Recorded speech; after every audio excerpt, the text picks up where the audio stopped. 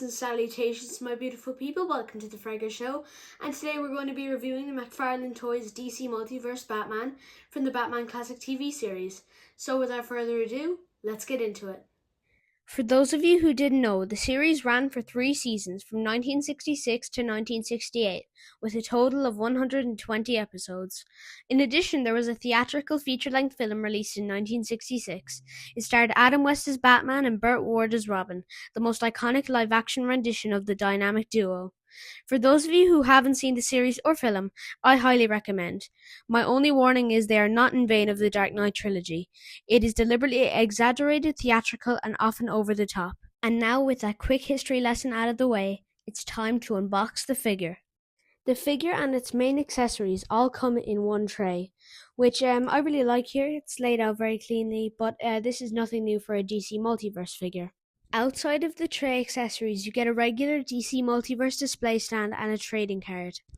Taking a deeper look at the trading card, on the front you have a picture of Adam West as Batman, and then on the back you have a data file which includes Batman's real name, Bruce Wayne, and an overview of this version of the character.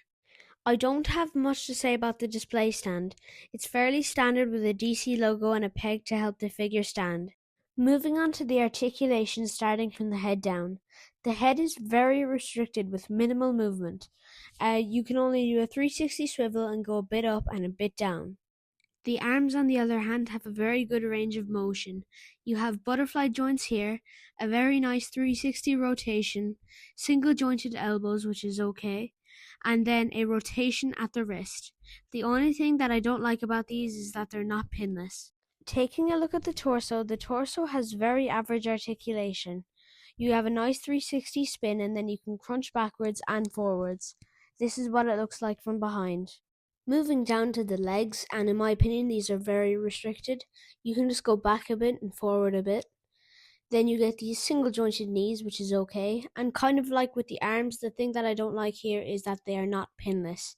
Then you get this very nice ankle rotation. And then finally toe joints. Overall, the legs have okay articulation. One of the standout features of this release is the wired cape. If you don't know what that is that there's a bendy wire on each side of the cape, so when you move it, it stays in the direction that you moved it in. With this, you can get some very nice wind-blowing poses going and move the cape in basically any direction that you want. Another one of my favorite things about this figure is the head sculpt. To me, this is a perfect likeness of Adam West, and definitely a top 5 head sculpt from Mcfarlane Toys. As for accessories, you don't get much. I would have really appreciated getting a pair of fists or the Bat Shark repellent, but what you do get is very nice, so let's go through it all. Starting with the hands. You get the dancing hands from the iconic scene from the TV series, seen here. And this is what this fun pose looks like. The next hand is this pointing one, and this is what that hand looks like posed up. And our final hand is this chin stroking one. And this is what the chin stroking hand looks like posed with the figure. These are our final accessories, so let's take a look at them. First up, we're going to be taking a look at the Batarang, which is very nicely sculpted.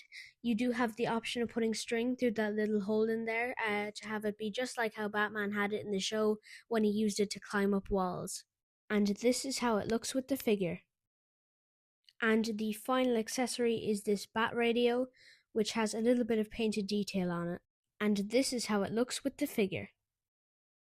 Comparing the figure to the suit from the show, this figure is pretty faithful to the source material, although I noticed 2 things that were off.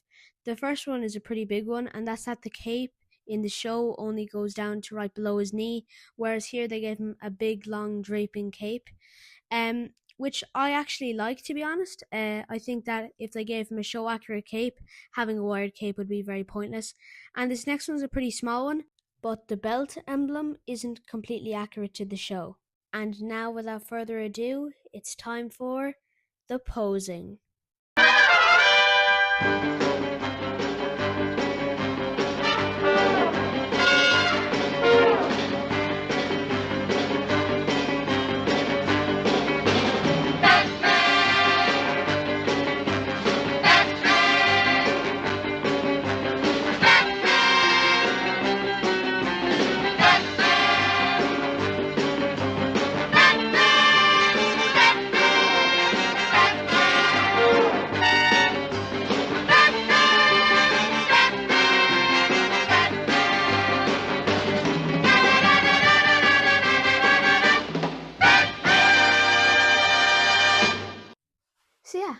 was it. That was my review of the Mcfarlane Toys DC Multiverse Batman from the Batman Classic TV series.